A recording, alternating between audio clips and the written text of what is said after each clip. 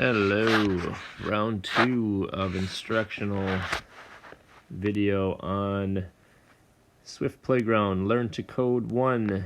Today we are looking at the second section called Functions. And as you can see, I've finally made it through myself, so I think I'm ready to share how I was able to do that. So if you didn't read the introduction, functions are essentially a way for us to group tasks together so that once we've created one sequence, it makes it easier to repeat that sequence when we need to. So a good analogy that they use here is, tying your shoes in the morning. Or another example could be, anything routine you do, like brushing your teeth, or you probably have a routine when you go into the shower that you just have, you've accumulated skills throughout your youth, and now it's just second nature that you can do these things. But at one time, even something as simple as learning to tie your shoes was a challenge. So, of course, at some point you learned, which you probably don't even remember, to do the old loop, swoop, and pull to get your shoes tied. But let's say instead of having to think of that specific sequence every time, probably at this point in life, like me, you just think, I need to tie my shoes. So you know the sequence already, you just kind of have to run this overall program of tying my shoes, so to speak. And you don't have to think specifically of what to do at that point. You just know that tying your shoes incorporates loop, swooping, and pulling. So every time you go to tie your shoes, that's what you do. So you can call it by name in code. So instead of having to type loop, swoop, and pull every time for your program to run that sequence, you could just, in other words, put in tie my shoe, and it would run through that sequence. So in this first section here, we're trying to figure out a specific issue that we had in the first section, which was they only allowed us to turn left, if you didn't notice. So one way to work around that is to create a sequence where we can work with that, but instead of a turn right function, the same thing as turning right, in the case of 90-degree turns anyways, would be to turn left 3 times, because 90 plus 90 plus 90 degrees is 270 degrees, which is essentially the same thing as turning right 90 degrees. So the sequence you need to get through this particular problem is, you need to move forward into this, I'll get my pointer up here. You need to move forward once, twice, 3 times to get you to this spot here. And then, like I said, we don't have a turn right function. So instead of turning right, we have to add our 3 turn lefts, which essentially does the same thing for us. And then we continue to move forward 1, 2, 3 times to get to our gem. So if we were to run that, our little guy does his job here, turns left once, twice, 3 times. That's exactly the same thing as turning right. And off he goes into collecting the gem. Before I move on, a couple other things that I've noticed in here. There's some nice features here that I should have mentioned earlier, but in this little time clock here, I think I mentioned last time that you can run it at its fastest setting, which helps kind of speed up the process, and you don't have to sit and wait so long for a little guy to go through his sequence. And also I find it nice if I'm struggling, if I do the step through my code, then it allows me to see over here in my code exactly what is running when. So it helps me debug or figure out where exactly I'm going wrong with my program. Ta-da! On to the next one.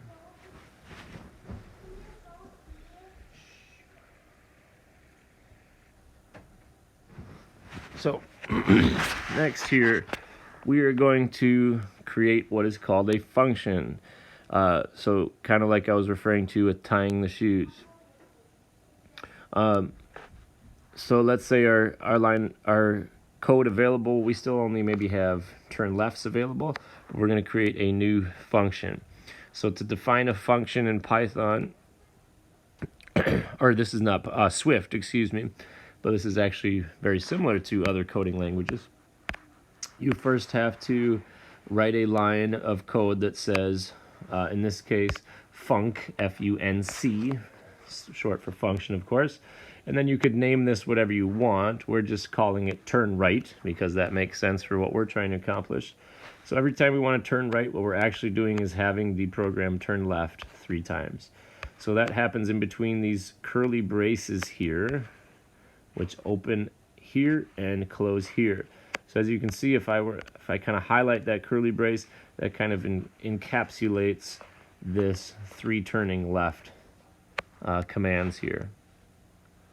So then that allows me to call that particular function. So anytime in my code down below here that I call, it's called turn right. What it's actually doing is turning me left 3 times, but I don't have to write turn left 3 times. I just have to call that function, turn right. So the sequence I made was move forward, turn right, move forward, turn right, move forward. So you can copy this into your own sequence if you wish. There's probably a better way to do it. But this did serve the purpose of getting my little guy through the maze using the portals to go from one to the next. And it seemed to do everything I needed it to do. So try and puzzle your way through it, but here's the sequence that I used to get from one portal to the other, hit the switches, do all the stuff I needed to do. And like they said, you just officially wrote your first function. So that's cool. Gets a little bit trickier here when we start thinking about patterns of movement. In this particular puzzle here, you can see we have kind of a square we'll be working our way through. Each side of the square, I guess it's not exactly a square, it's technically a rectangle because it's 5 by 4. But there are some instances where we will be repeating a certain set of commands. So as you can see, the first thing I'll be doing when I leave my home here is to first move forward. Let me get my pointer up here. Excuse me. So I'll move forward, collect a gem, move forward, and hit a switch. And that's something you can see that I'll be doing 3 other times. I'll be moving forward, collecting a gem, moving forward, hitting a switch. Right here, I'll be moving forward, collecting a gem, hitting a switch, moving forward. So I could create a sequence named anything that I want it to be. I named mine banana just to show the fact that it can be literally anything you want, with some common things that I will be doing in this program. Like I said, moving forward, collecting a gem, moving forward, and toggling a switch. So anytime I'm standing in front of a diamond like this and a switch, I can run this function and it will take care of that for me. Save me some time and effort in my code. So the code itself, if I step through my code here, you can kind of see what happens when it goes to banana first. It runs that function, move forward, collect gem, move forward, toggle switch, and then it continues on down further the line here. And then every time it hits banana, it runs through the same sequence again. And then back down to my main code here, moving forward, turn left, and then we're going to run banana again.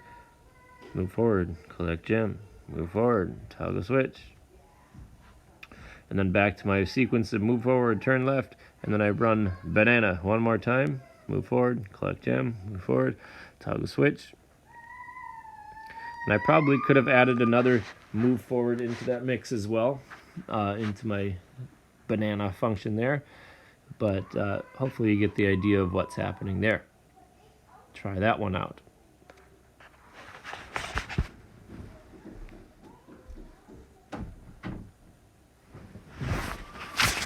Okay, this one got a little tricky, and I don't think I did it the best way possible. But I did end up with a function that got me through all the gems, so I'm almost certain there's a better way to do this. If you figure one out, email me so I can make this tutorial better. But anyway, we're trying to identify a repeating pattern in this particular set here. And the pattern that I went with was a rather simple one of just moving forward, collecting a gem, moving forward, and collecting a gem.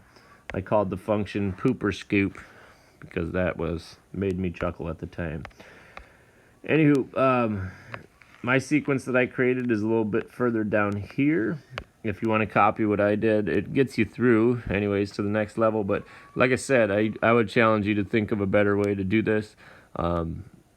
This one took me some time to think about, but if I run through my sequence here, I did an immediate collective gem because I was kind of confused right off the bat. There's this gem hovering over your head, but that just means it's on the same square that you're standing on, your starting point, and you just need to collect it right away. So you do collect right away, and then I ran that function pooper scoop, move forward, collect gem, move forward, collect gem. So that took care of kind of everything in this row.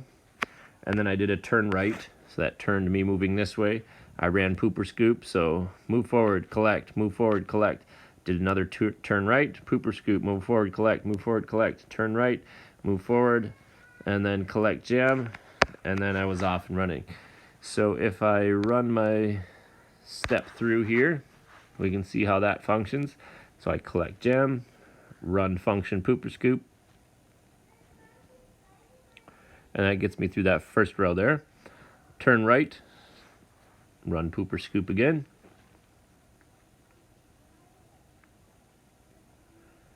Turn right again, run pooper scoop.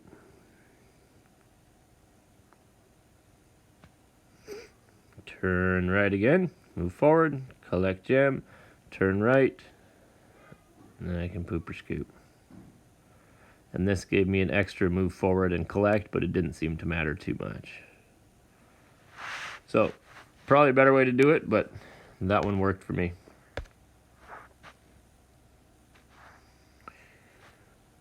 Okay, so this next section here, I actually thought was a little bit easier than the last puzzle. But as you can see, we're in this really tight space here where all we really have to do is move upstairs, collect a gem, and turn around and come back down the stairs and repeat that. So we actually created two functions in this one. One was named turnaround, and a turnaround is basically 180 degrees in the opposite direction. So two 90-degree turns would add up to 180 degrees. So two turn lefts should be easy enough to think about as a full turnaround to the other direction. And then solve stair, they called it, would be a sequence you'd call when your character, kind of like right now, is at the bottom of the stairs looking up at a gem, is the way I thought of it. So to solve the stair, what I thought a good function would be to move forward, collect the gem, turn around, move back down the stairs. Or let me show you what I'm thinking here. So if I'm standing right here and I want to solve the stairs that I'm sitting in front of here, what I would have to do is first move forward. I would have to collect that gem. I would then want to turn around, which means completely turn around, because I already created that function. So what they're showing you here is you can use other functions within functions, which is really awesome.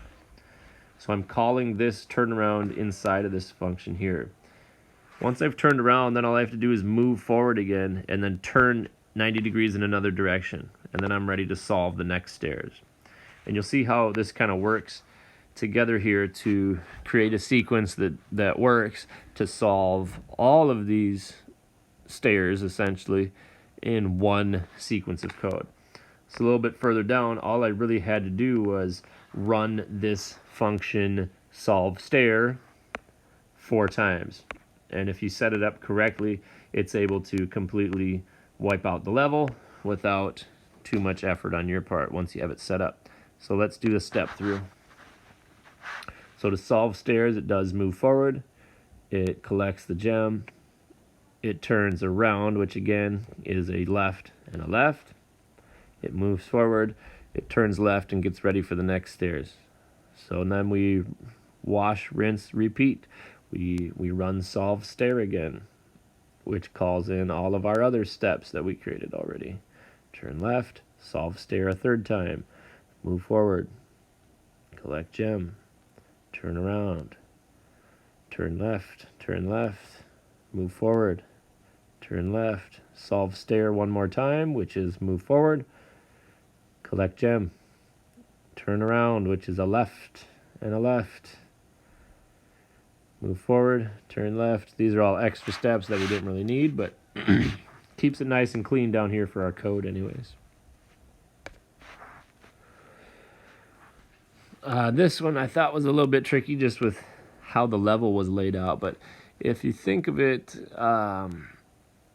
in its simplest form, basically what you have here is, at least how I thought of it, it's kind of this hallway that you'll be navigating down the grass here, and then you'll be turning different directions and kind of collecting these. It's almost like a school hallway, if you can think of it that way. You're walking down the hallway and you can walk into these doorways here, so to speak, and do what you need to do. And as you can see, the rooms, so to speak, that you enter into require you to step once and then twice and collect a gem. So the first function that we have to define is called collect gem and turn around. So to collect a gem and turn around, what I had the sequence run was to, well, if you think about it, move forward once, move forward twice. So I have that here. You collect the gem. Then to turn around, you'd like to turn left twice, maybe. Gets you a 180 degrees in the other way. And then you move forward once, twice. And that gets you back to your starting point, which is really helpful. So that allows you to enter the room, clear the gem, and then exit the room back into the hallway, if I'm using that school hallway analogy. So that's going to be often something we do so that we can clear all these rooms, so to speak, along the way. So then your job becomes, how can you set up your little guy or girl or whatever the heck that thing is to enter into those rooms successfully. So to solve the entire row would be the next thing. A row would be kind of like this entire row here. What you're really all you're really doing is running this sequence we made earlier twice, so that you enter into this room, get the gem, exit that room. That's one collect gem, turn around, and then you're already facing in the right direction, so then you can just run that sequence again, enter into this room, collect the gem, and exit back into the hallway. So to solve an entire row, all you would need to do is run that sequence twice, called collect, gem, turn around, as long as you have it set up the right way. So then your whole sequence here is to solve a row, turn right, move forward, turn left, solve the row again. Turn right, move forward, turn left, solve the row again. And we can see how that looks in real time here. Let's run our code. So we're going to run solve row. So it's calling collect gem, turn around, move forward, collect gem, turn left, move. And off it goes. It kind of clears that entire row. So that's why it's called solve row. And then once we get back into the hallway here, we're off back to our other sequence. Turn right, move forward, turn left. And then we're in the exact same position where we started. We're just one block closer to the end. So then we just do the exact same thing again. We solve the row.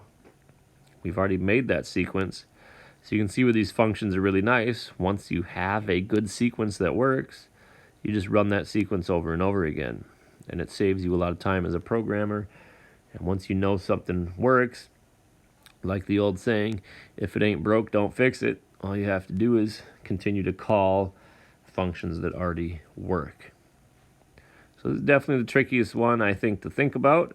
But I think once it clicks in your brain, and if nothing else, just copy my sequence down and watch it run live on your screen. And I think it'll help you understand a little better of why these functions are so helpful.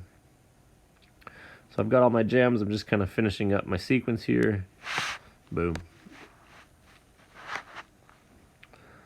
So this last one here, treasure hunt. You should definitely try and tackle this one on your own. They challenge you with creating your own function. I just called mine FFT. And why I did that was because I could see quite often in this puzzle I was going to need to do a forward toggle set of commands. Forward toggle, because that happens right off the bat here. Forward toggle, and I know that I can turn this little fella the other directions and go forward toggle, and then turn the fellow the other directions and forward toggle, forward toggle. And when I'm at those points, I can also see that that function will come in handy again when I want to hit these other switches, forward toggle. So that's the sequence that I thought would be most handy to have available. So that's going to be used once, twice, 3, 4, 5, 6 times. I will call that sequence FFT. I filled in the rest of the gaps with just turns and movings, but you can see FFT is once, twice, whoops, I did not want to do that. Once, twice, 3 times, 4 times, 5 times, and there must be one a little further down that I'll look for in a minute here. But everything else is just kind of moving in between the pieces that I need to, and then running that FFT function. There's my 6th one down there. So it looks like a lot, but in reality I'm just positioning my little guy to run that forward toggle command. So let's run this one through our steps. Forward toggle. He runs forward, toggles the switch. Turns around, moves forward, back to where he was, turns to another direction, forward toggle. Boom. And I'm at a good spot to run forward toggle again. Boom. And then I turn right once, twice, so it gets me back around, move forward, back to the starting point. I'm ready to run FFT again, forward toggle. Boom. In a great spot to run FFT again, forward toggle. Boom. Now I got to turn around, turn right. Move forward a bunch, get me back into the middle. Turn right once more to face the last switch. And then run my sequence, FFT, forward toggle. Maybe there's a better way to do it. I don't know. But that worked for me. Got me through all that. And next, we will be moving on to loops. Congratulations. You made it through sequence 2. Show me your functions with all your check marks. Screenshot. Send it off to Schoology. Into Tech 8. Summatives. Swift Playground Checkpoint 2. Functions. You did it.